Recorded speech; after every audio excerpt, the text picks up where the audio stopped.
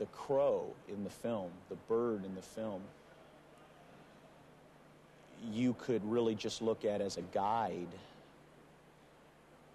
almost a piece of his own personality that guides him back into his life and reminds him who he was, what happened to him.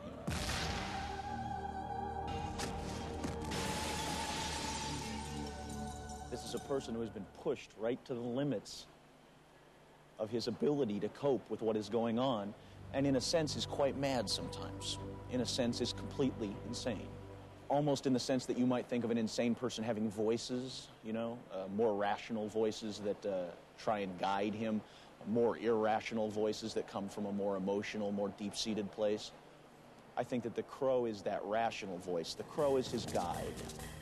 The crow helps Eric do what he has to do in a very practical sense. It leads him to the places that he has to be. It helps him find the people that he has to find.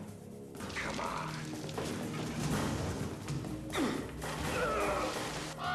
It's a story about justice for victims. Each one of these is a life you helped destroy. His mission is to find the men who killed him and his fiancée and kill them. Gentlemen! I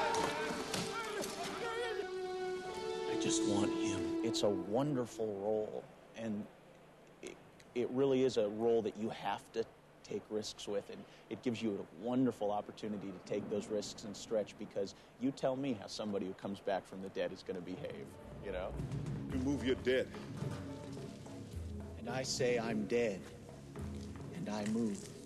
And that's one of the wonderful things about playing this character is it's a real...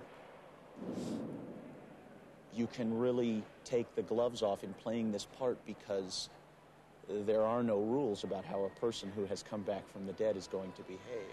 Listen! I'm sure you'll remember. You killed them on Halloween.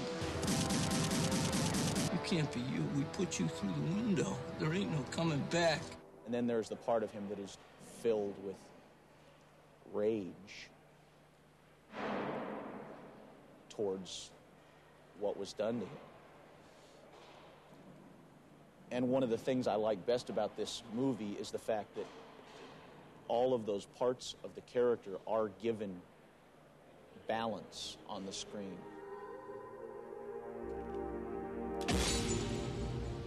He's torn up. He's torn up really badly, emotionally, physically, and psychically.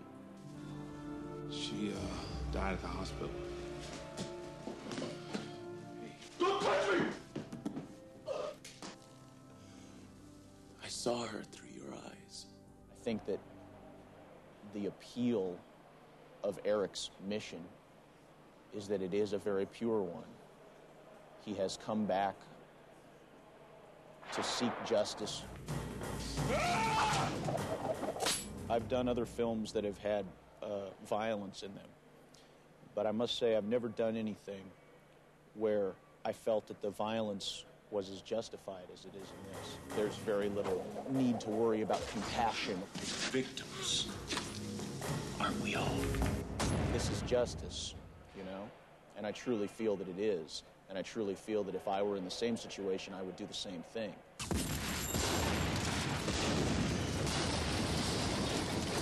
He has something he has to do, and he is forced to put aside his own pain long enough to go do what he has to do. To tell the rest of them that death is coming for them tonight. This film deals with the concept of a balance being struck between good and evil. I gave this to Shelley once. I think she'd like you to have it. Because we do not know when we will die, we get to think of life as an inexhaustible well. And yet everything happens only a certain number of times, and a very small number, really. How many more times will you remember a certain afternoon of your childhood, an afternoon that is so deeply a part of your being that you can't even conceive of your life without it?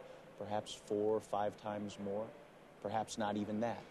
How many more times will you watch the full moon rise?